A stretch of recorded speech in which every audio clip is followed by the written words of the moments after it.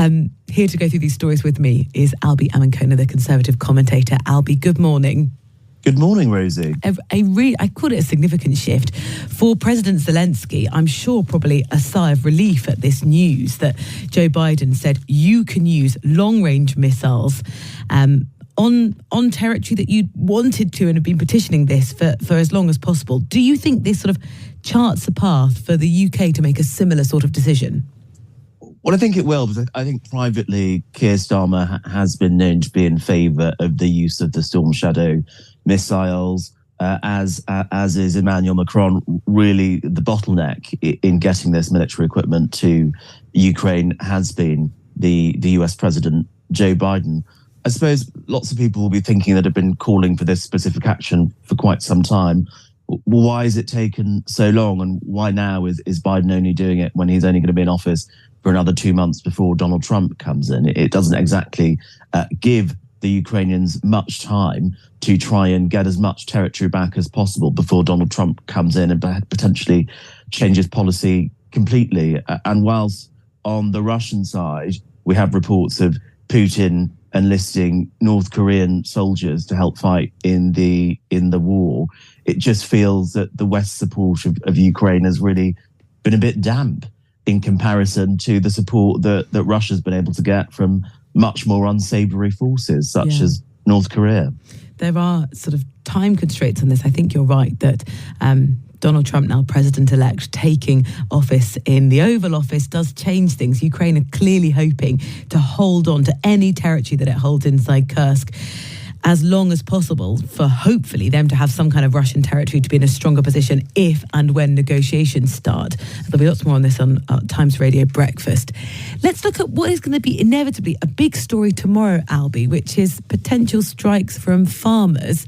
The Express front page today is Labour's war on farmers is a threat to food security.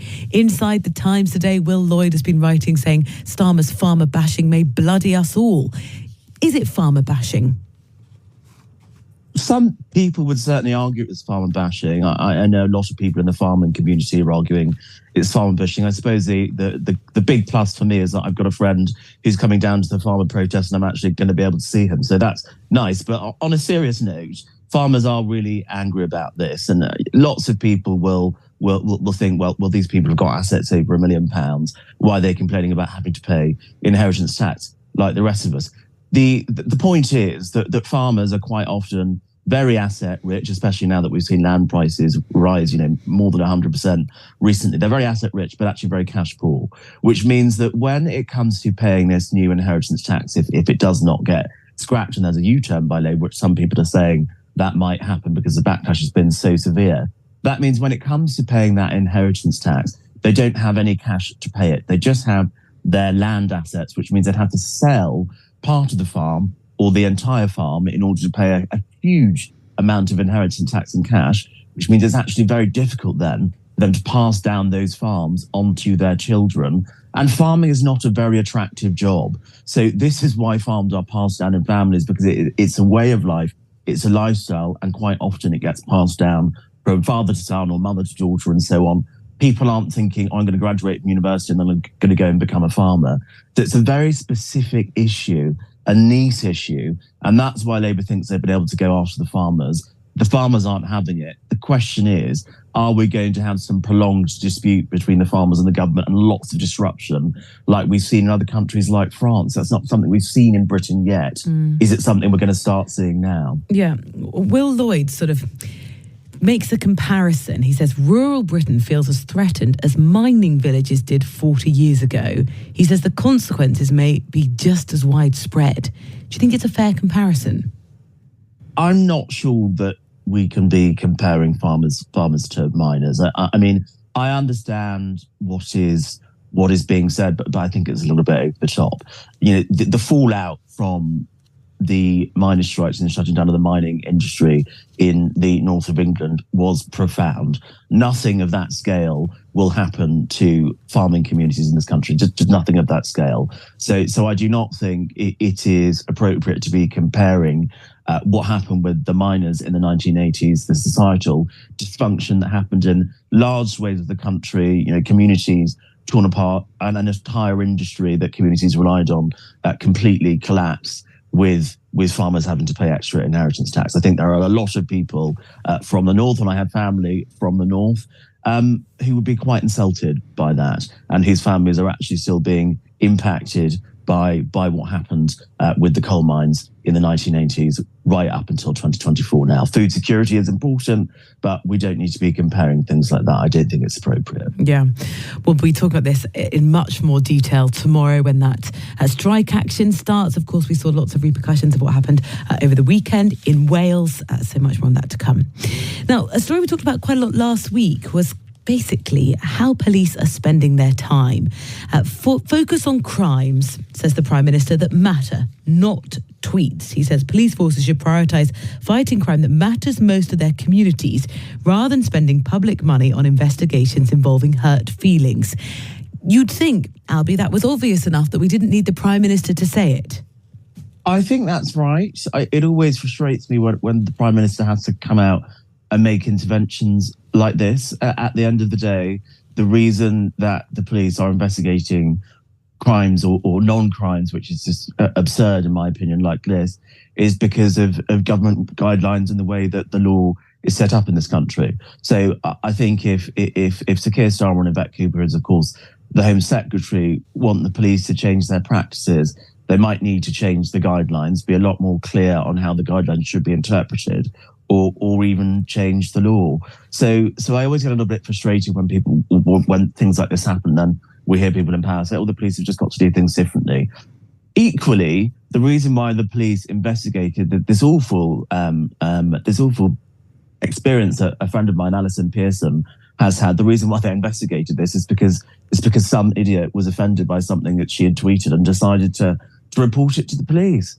I mean, why? I would never think if someone hurt my feelings that I'd report that to the police. Maybe Keir Starmer and Yvette Cooper should be saying to the public, actually, you should not be reporting things to the police if you're upset by something someone has said on Twitter and it doesn't reach a certain threshold.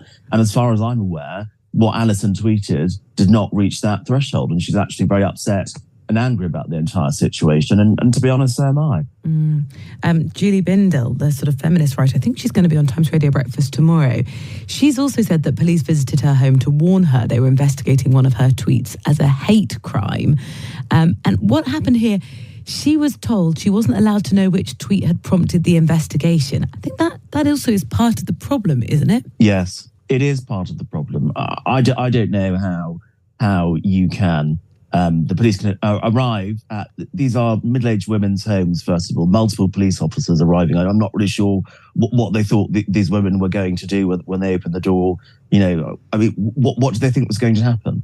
And then they're not even telling people what it is they've tweeted. In the case of Julie Bindel, I believe it was a transgender person who was not even a resident in this country. A resident in the Netherlands had got in touch, and that is why the police turned up at her door. Why the police are turning up at people's doors because someone in the Netherlands is upset with something someone has tweeted, it is just absurd.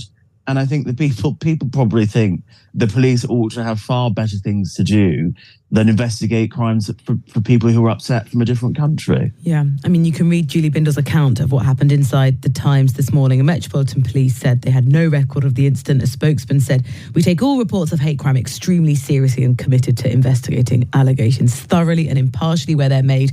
Our approach seeks to balance the right to free speech with our duty to protect individuals and our communities from harm." This row, I think, does not go anywhere for the time being. Another story, another issue for the Prime Minister to be tackling, Albie. He's going to consider paying countries like Vietnam, Iraq, to help reduce the number of illegal migrants who set off each year for the UK. He sort of says it's right to dissuade people from leaving their home countries for them to then obviously get to the point where they might cross the channel in, that dangerous crossings that we've talked about at length before. Is that the right strategy to say we'll give money to countries to try and prevent people leaving and coming here?